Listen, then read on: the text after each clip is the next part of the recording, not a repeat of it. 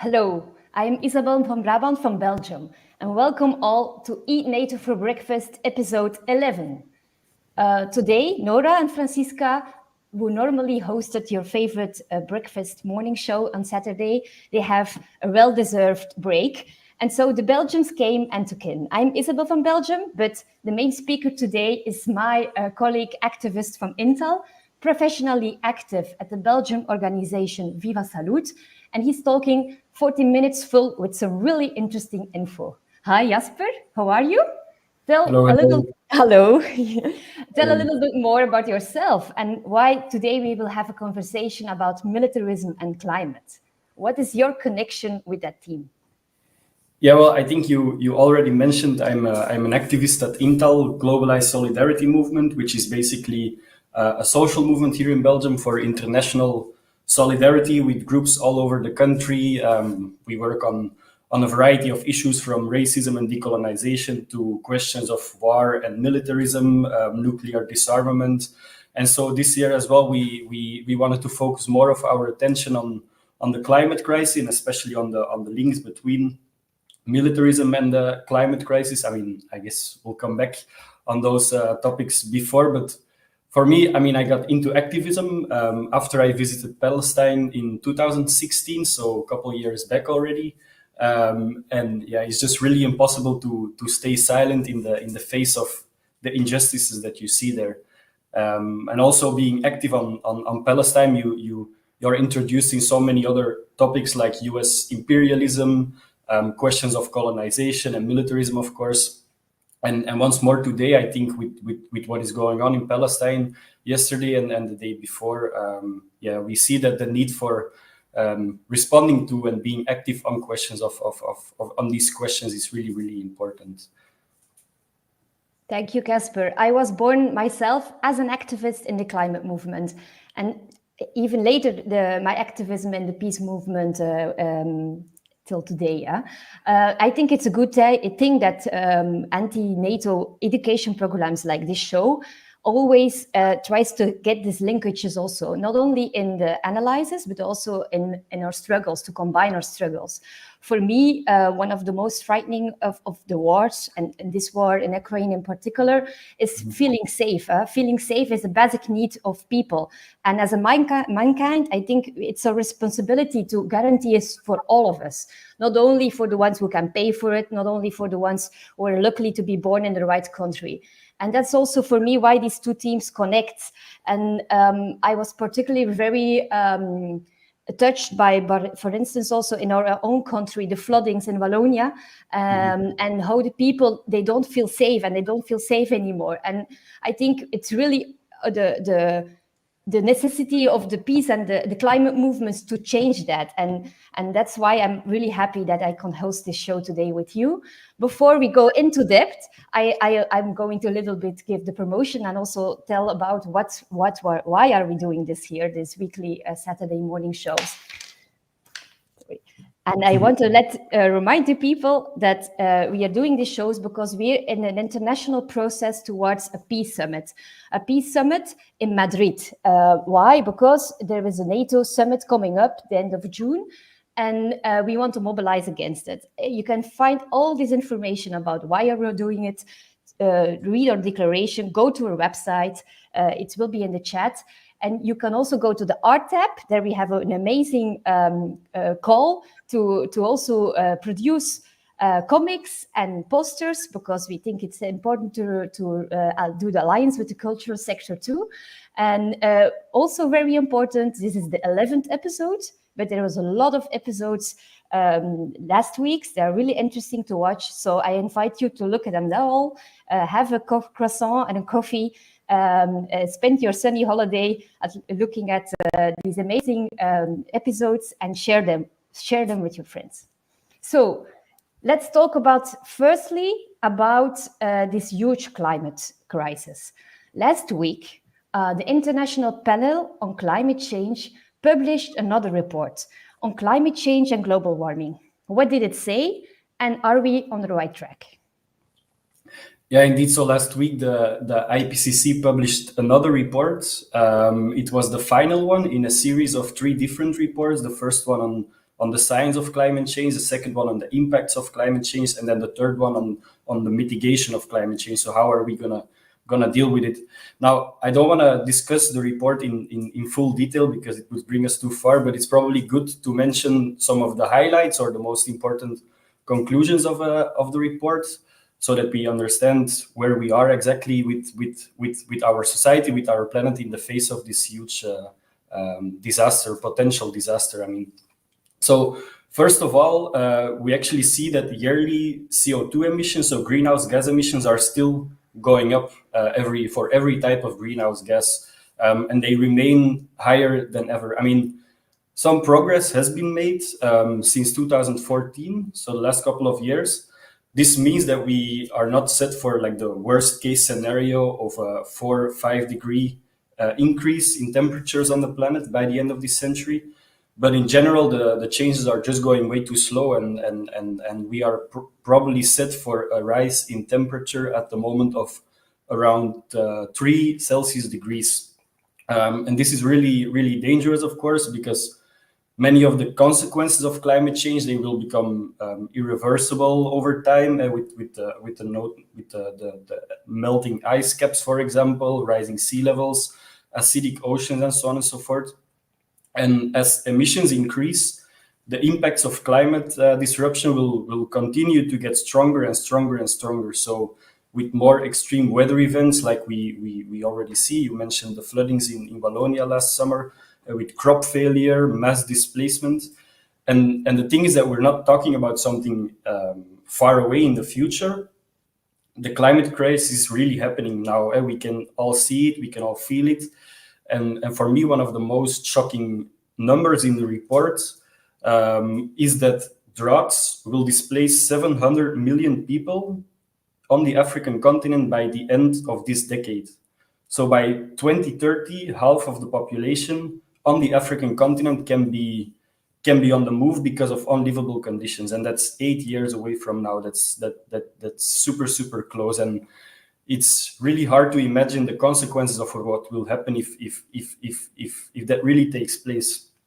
The thing is that the African continent, is responsible for less than 4% of global emissions, of greenhouse emissions. So it's really crazy that the ones who are least responsible, have the biggest or suffer from the biggest impacts. Now, the IPCC report, it also gave us a hint of what we should be doing now. The easy answer really is stop burning fossil fuels. So we should stop using coal, oil, and gas. But I read in a report of the International Renewable Energy Agency that in 2020, around 70% of all energy subsidies was going to fossil fuels in the world. Only 20% of subsidies from governments in energy were going to renewable energies. So governments are still wasting money basically on things that are really driving the planet or making the planet unlivable. Governments are just not doing enough. Yeah. You already shortly touched upon it. The climate crisis hits the most vulnerable groups in the world first and hardest. But what do you exactly mean by that? Yeah, I guess it's, if we look at the numbers, because this is really how we can visualize it, the global north is responsible for 92% of all worldwide greenhouse gas emissions. But 98% of all climate deaths happen in the global south. So you can see the difference, and there is more numbers that I have here in my notes. These are numbers from Oxfam. The emissions of the richest 10% in the world are the same as all the rest of the people combined. So 10% of the population in the world emits as much greenhouse gases as the other 90%. And it gets even worse when you go up the income ladder. Like the richest 1% in the world, they are responsible for double the carbon emissions than the poorest 50%. So the richest persons in the world, they emit twice as much as half of the world population combined. And then there is also a recent study from Jason Hickel, the economic anthropologist. In a study, they look back for almost 50 years at natural resource extraction across the world. And the researchers, they found that the United States and high-income countries in the European Union, they were responsible for the biggest share of global excess resource use beyond the levels of environmental sustainability. High-income countries, for example, they were responsible for 74% of that excess use, and despite that they only represent 60% of the population. And this resource exploitation was mainly led by the United States with 27%, and then also the European Union and the UK with another 25%. And I'm gonna say a quote here of Jason Hickel. He says that the results show that wealthy nations bear the overwhelming responsibility for global ecological breakdown, and therefore they own an ecological debt to the rest of the world. So it's really clear that these nations, that they need to take the lead in making radical reductions in their own resource use to avoid further climate catastrophe. It's up to the high-income nations, basically. Totally agree with you. Also, having all these facts and numbers even more, climate action is very, very urgent. I think we really need a deep transformation of our society. I think you agree with me too, but what are we seeing instead? What are we seeing today? Yeah, well, I think that in the last 10 years, governments have indeed been developing a lot of policies, and they have been introducing measures and legislation to lower our carbon emissions, but not on the massive scale that is needed to avert climate catastrophe, and usually also with rather defective or wrong objectives, I would say. On the one hand, we have seen a lot of finger pointing, blaming of individual people for the lack of climate action. And I have a very, very good example, I think, from Belgium. Last week, the government called on its citizens to use a microwave to cook instead of using gas cookers, to drive much slower on the highway, and also to put the temperatures in their houses lower when it's still cold. And these measures, they are being sold as some sort of solidarity to the people in Ukraine. But in the meantime, last week, the Flemish climate minister, Zuhal Demir, she decided to block more structural and more ambitious climate action in Belgium and the European Union. Also here in Belgium, and especially in the Flemish part, nowhere in Europe does heavy industry receive more climate subsidies to make the green transition, nowhere else in Europe. So in 2019, the Flemish taxpayers, they took on 48% of the costs made by big companies to move towards more sustainable forms of energy. So it's millions and millions of euros that Flemish taxpayers pay to companies like ArcelorMittal, BASF, and also ExxonMobil. And these companies, they bear a huge responsibility in the climate crisis, and they make lots of profits. So basically, taxpayers are sustaining the profits of these companies while making the green transition. And I think this is really symbolic for climate action in the whole European Union. It cannot move away from a market model. Competitiveness, profits, they remain like the number one priority. I think that the shift to electric cars in the European Green New Deal is another perfect example of that, which will lead to a lot of geopolitical chaos anyway, because the resources that we need to make the batteries for these cars, they are based in low-income countries, and they're also finite. And so this is where the drive to militarism comes in, of course. Why are we seeing so much investments in weapons, arms, and so on and so forth? Global military spending has been increasing for several years now. In 2020, military spending rose to a record of $2,000 billion a year. And you can imagine that a fraction of that money would be super helpful in combating the climate crisis or the pandemic, or to fight poverty, for example. And still, our political leaders, they just choose to invest it in fighter jets, in military drones, and other weaponry. And it's probably useful to mention that the United States is the biggest military spender in the world, and it spends $778 billion in 2020, which is as much as the other 10 countries combined that are the next 10 biggest spenders on military activities. So this is pretty crazy, if you ask me. Also, for nuclear weapon system, major powers are still pumping so much money in into developing and investing in nuclear weapons. In 2020, the 9 nuclear powers, they spent $72.6 billion on nuclear weapons, which was more than the year before. And in 2021, it went up even more.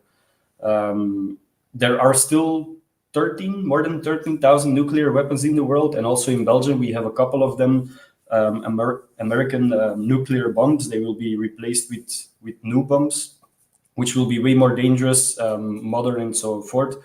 But so we have a lot of work on our plate, I would say. Indeed, indeed.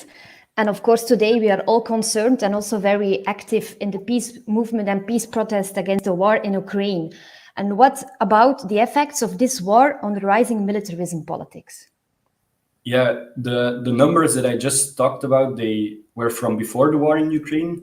But all of us have seen, of course, that the Russian invasion has led to massive budget increases in defense spending, and this will not lead to de-escalation or peace, as some claim, but to more militarism and a very dangerous arms race with the potential of nuclear war in the end. Yesterday, CIA boss William Burns, he said during a speech that a nuclear threat, that it should not be taken lightly, given Putin's potential desperation.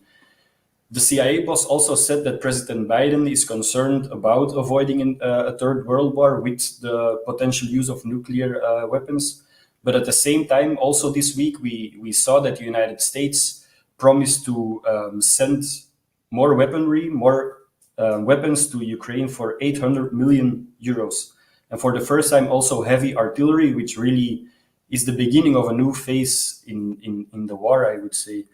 And that's it for the USA, but we see it in other countries as well. European armament and militarization have gained momentum. There are immense budget increases without any significant debate. In Belgium, for example, a total of more than 20 billion euros in military investment has been committed over 5 years. The same in Germany. Immediately after the invasion, German government decided to invest another 100 billion euros in the military, which is unseen actually in the years before. Same story for the Netherlands, France, Spain, Poland, and so on. And also just this week, Finland and Sweden, they opened the door for NATO membership. Both countries have a neutral status at the moment, which means that they are not part of any military alliance. But now Finland applied for membership and Sweden will probably follow in June. So we have to wonder, will this really make Europe safer? Will it make Russia feel safer? And what are the consequences for militarism in Europe? We have already seen a hint of what might happen. Actually, Finland's membership to NATO, it will make the common border between Russia and Finland, or NATO actually. It will make it way, way longer. And it will also give NATO the opportunity to have ships on the coast of Russia, basically at 120 kilometers from St. Petersburg, which is the second biggest city in Russia. And so former President Medvedev, he already responded saying that Russia will send ground troops to the border, that they will open up or at least activate the nuclear weapons that are based in the Russian enclave Kaliningrad, and they might reach Berlin, Warsaw, and so on and so forth. So these are all very dangerous escalations, tensions that we just don't want to see. And on Russia's military budget, I mean, it's really, really small compared to NATO's budget. So we really have to wonder, why are we seeing so much investments in these in this military spending, in defense, and so on? It just seems like NATO is preparing for another superpower clash, either with Russia or with China in the end, because this is all part of the new Cold War that we are seeing and the tensions that we are rising. It's not just about Ukraine, it's about a much larger games. And maybe one last point on militarism and defense spending. There are people profiting from all of this, the rising military budgets, the massive military aid to Ukraine.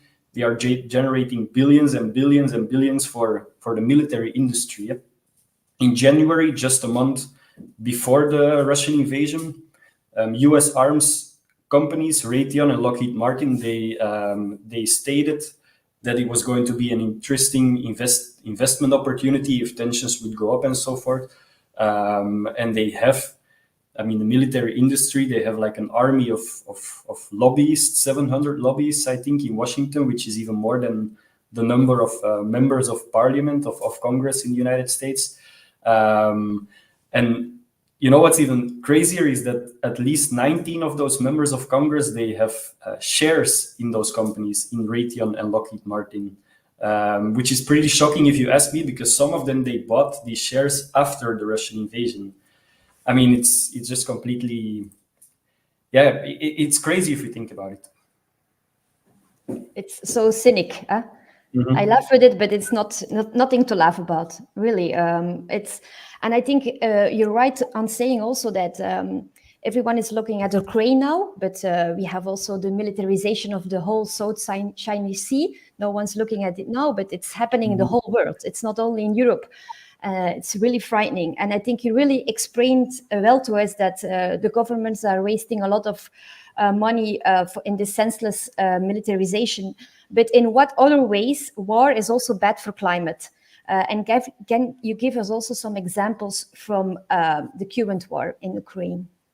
Yeah, I mean, war by itself is always bad for the planet and its people. I mean, there's no way that there can be some kind of good, positive, or sustainable war for that matter. So military activities, they use enormous amounts of fuel.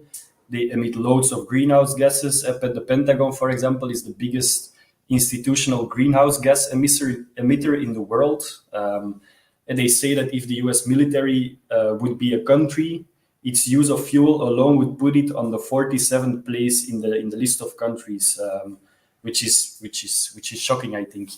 And you can also think about the devastating environmental impact of the US military bases. There is around 800 bases in the world from the United States, with enormous consequences for the local communities, for the environment, and so on. I also have an example from Belgium. Last year, our country bought another 34 expensive fighter jets, F-35 fighter jets. And the carbon emissions of a 1-hour flight, they are the same as 8 cars combined during the whole year. And these new fighter jets, they are also way more polluting than the fighter jets that we have now.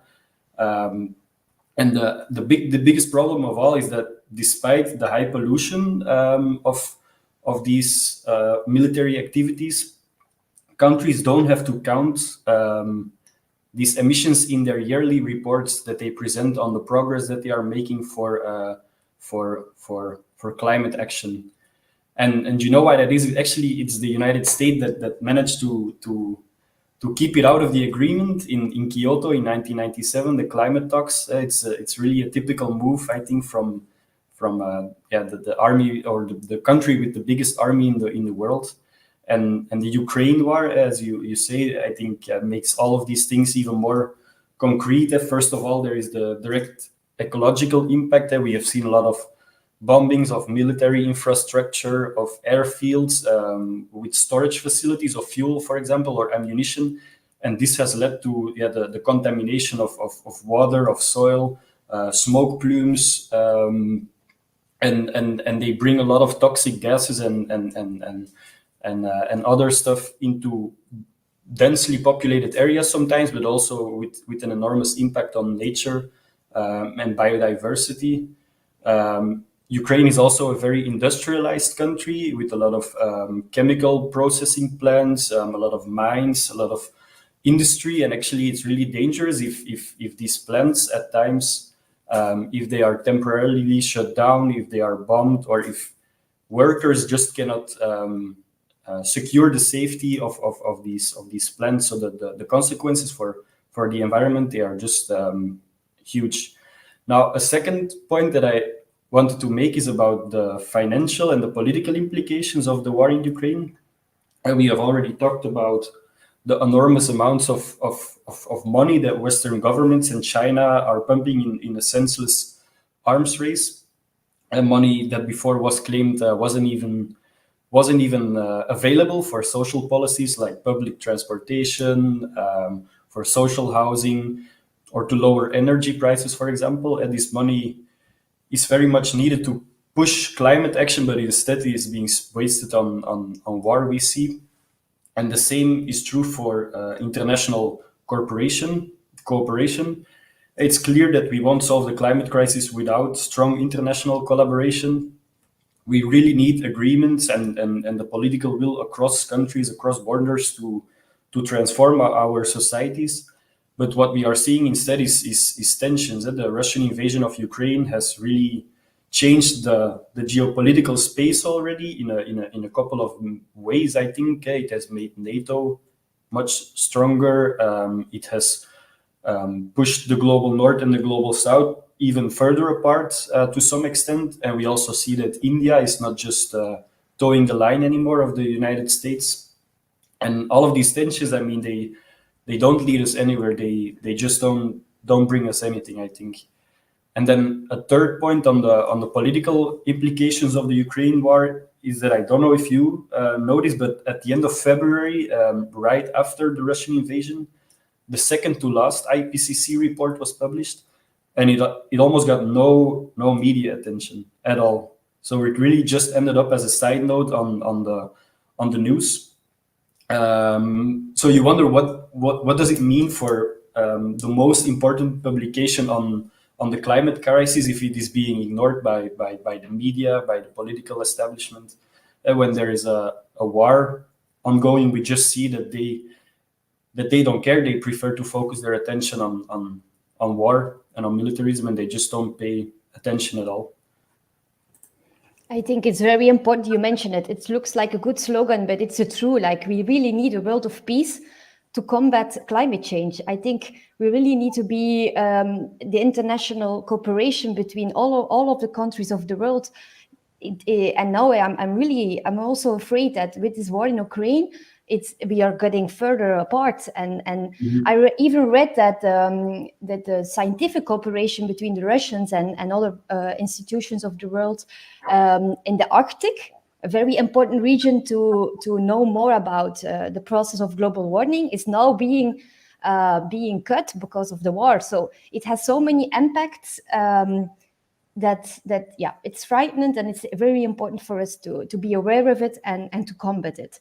I think this war in particular in Ukraine is also a war for the control of natural resources. And what does that have to do with the climate crisis? Yeah, well, the question of energy and of gas in particular, I think, is really central to this whole war. As everyone probably knows by now, Europe is heavily dependent on gas from Russia. Around 35%, I think, of all imports in the EU come from Russia. For Germany, it goes up to even 40%. And in the last couple of years, Germany and Russia, they had been building a new pipeline to facilitate gas deliveries to Germany, to make it cheaper and to make it easier to bring gas to Germany. And the pipeline was called Nord Stream 2. Now, the Americans had always been quite skeptical of this project, of this new pipeline, because it would bring the Germans and the Russians closer to each other, and the Americans would lose some kind of control or influence over Europe. So you can probably imagine what happened when Russia invaded Ukraine. I mean, the project was cancelled, and it's probably not going to come back anytime soon. And some analysts, they even say that this is one of the biggest explanations for why the United States never really put any effort into de-escalating the conflict in the last couple of months. I mean, Germany will have to go look for alternatives now to secure its energy imports. And where do you think that they will go ask for help? I mean, in the United States, of course, and there's also some talk of Qatar. Instead of spending or expanding renewable energy in Germany, the Chancellor, Olaf Scholz, already signed some contracts to build new liquid natural gas terminals on the coast of Germany to really import the LNG, the liquid natural gas, from the United States. And so the crazy thing about it is that this LNG gas, or liquid natural gas, is produced with fracking, which is a very polluting process. It consumes way more greenhouse gases. And the gas from the United States is also way more expensive than the one from Russia. So it's the working people, the normal people, regular people, as we are already seeing now, that will face the consequences or bear the consequences of this war. And I found a quote from a German activist at the Fridays for Future climate protests a couple of weeks ago. And this person, she criticized the German plans, and she said the following: "If you have to travel to Qatar to get away from Putin's gas, you have a systemic problem. In either case, we finance opponents of democracy and increase the risk of climate collapse." I guess it sums up very well the problems that we are facing here. Thank you, Jasper. I want to tell you about yesterday evening in primetime television time in Belgium. There was an amazing interview with, for us well known, but not for a lot of Belgians, the intellectual Noam Chomsky. I was a little bit blown away because he is also very calm and also always to the point. But the journalist asked the question, if I would meet him once, Noam Chomsky, in the coming months, I would ask him the same. And he asked, are you still afraid that this escalation, that this conflict could grow towards a nuclear confrontation? And Chomsky answered very, very seriously that we are really very close. You also mentioned the warning of the CIA boss. He says also that every specialist on the topic is talking about it, and that we need to take it very seriously. And I think it's one of the most frightening aspects for me personally in this war. Such a strong sentiment is coming up, the threat of a nuclear war. What does it mean? And also, it's also like the destruction of the mankind and the planet. So we are talking about, it's almost, you can paralyze, or you can neglect it. But I think it's very important for us as peace activists to raise awareness about it. So can you tell me more about this threat of a nuclear war? Yeah, I mean, to be really honest, I think the situation is getting really, really terrifying. As you say, the CIA boss is warning for potential nuclear clashes. Also, the Ukrainian President Zelensky and all experts on the topic, they say that there is a potential that these weapons might be used. I mean, why don't we take these warnings more seriously? We're really talking, as you say, about the existence of life on our planet here. So just to give you an example of the potential consequences of nuclear war, you know that the power of an explosion, that it is expressed in TNT. And if you have 1 kilogram of TNT, you can actually blow up a car. Now, the bombs that were dropped on Hiroshima and Nagasaki, they had a force of 15,000 tons of TNT. The weapons, the nuclear bombs that we have stored in Belgium, they have a force of 170,000 tons of TNT, which are 10 times more stronger than the bombs that were used on Hiroshima and Nagasaki. Now, in a nuclear attack, it's usually not the bomb itself or the impact of the bomb itself that causes the most deaths. It's firestorms that develop as a consequence of the blast of the nuclear bomb. And these firestorms, they can spread out to 200 square kilometers around the impact of the bomb. And it's actually these fires that cause the most deaths, and they are the origin of a lot of dust and smoke that is being put into the stratosphere, and it blocks the sun from reaching the earth. And so a nuclear war with firestorms in around 100 cities, which would be the case if there is an all-out nuclear war, it would block up to 70% of the solar energy reaching the earth. So it would lead to a nuclear winter. Temperatures would go down with multiple 10 degrees. And it would end all harvests on Earth, and only a few people would probably manage to survive in places on Earth. Now, even if there is a small nuclear conflict between India and Pakistan, the impact as well would still be enormous. The temperatures would go down with 2 to 5 degrees, which would lead to crop failure, and it would lead to the deaths of millions and millions, even billions of people, just because of hunger and the lack of food.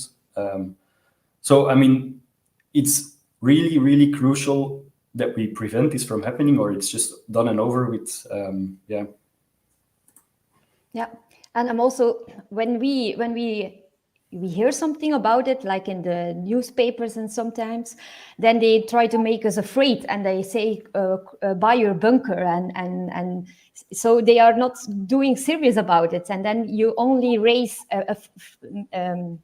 getting people afraid, but you don't raise awareness and how we can combat it. So I think it's really important what you explained to us today. And hearing all of this, of course, the question who pops out is, what can we do as peace movement, as peace activists, to change the situation? It's like the typical ending question of a show.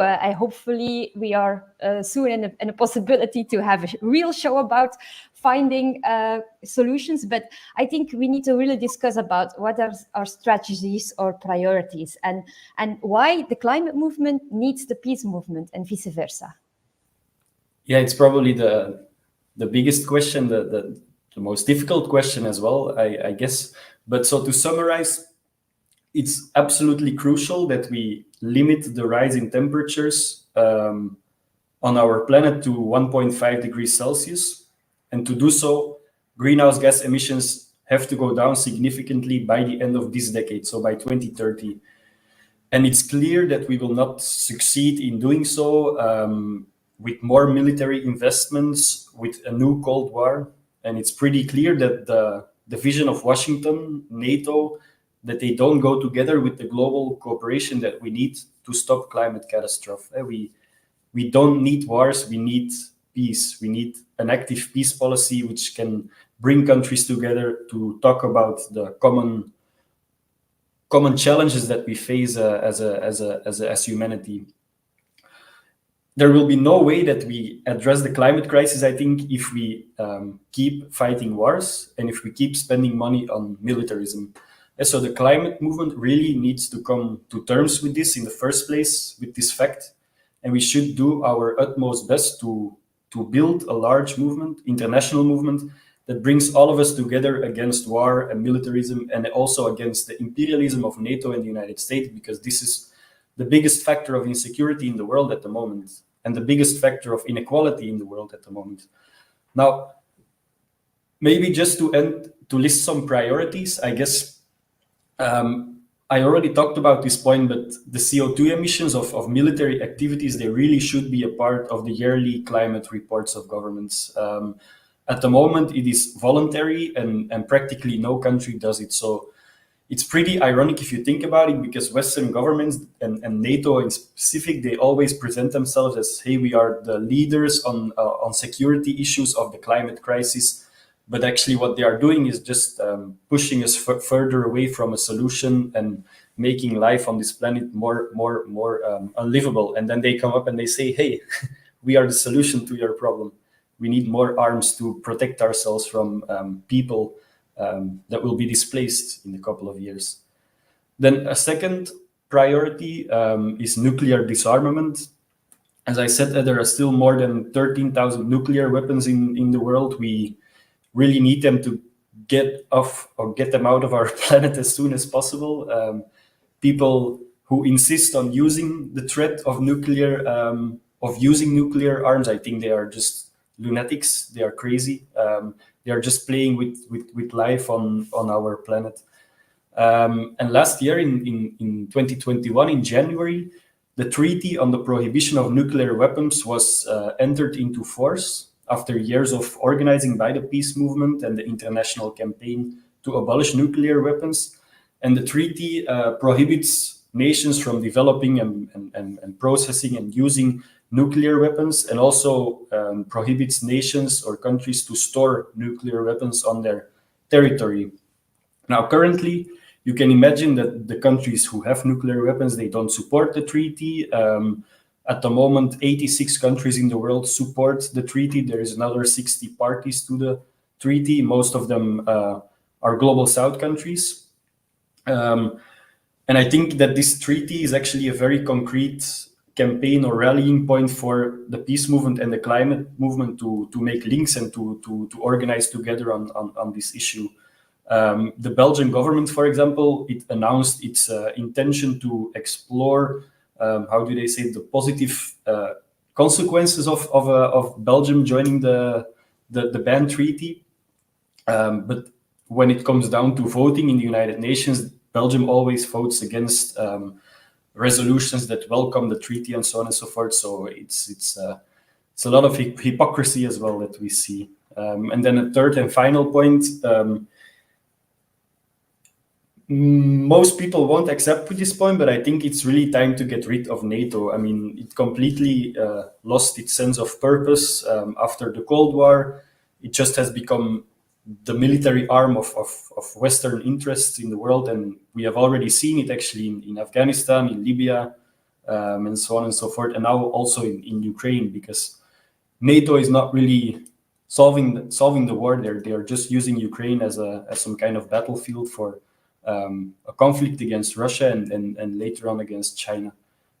So it's really important that we stop NATO and we get NATO out of Belgium, because we have the headquarters here in Belgium. This could also be an important point campaign together with the climate movement.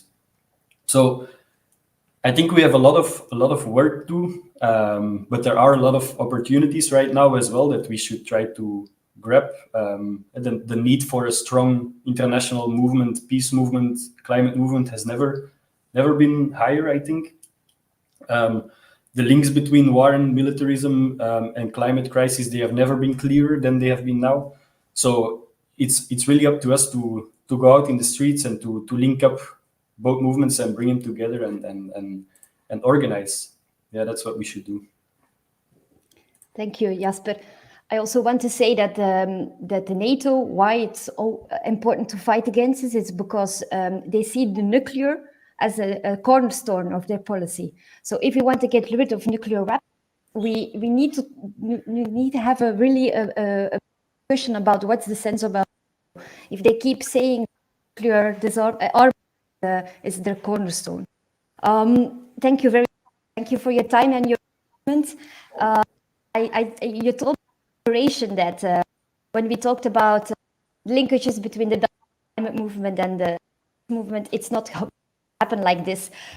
Take our phone and we need to connect people, we need to do things together. So I think to every one of us, look at this show and also contact with other movements. We need to make the more wider and bigger. So I want to tell you a little more about next show. Ecology, another important dimension of peace is feminism. And we want to share with you in the chat an article written by the sister of Capire about the discussion we had on previous episode with Kirsten Karch from Women Against NATO. They have it in several languages. I think our producer is going to put it in the chat. And before we want to say goodbye, I want to thank you, Jasper, but also our amazing producer from New Delhi and now in Kerala, Vijay from People's Dispatch, supporting this show weekly. Next week, you will have Franti and Nora again, talking with Yildiz Timur Tukarn from the World March of Women about the struggle against transnational corporations and the industry of wars and borders. Don't miss it and see you next week. Bye-bye. Bye-bye. Thank you, Isabel.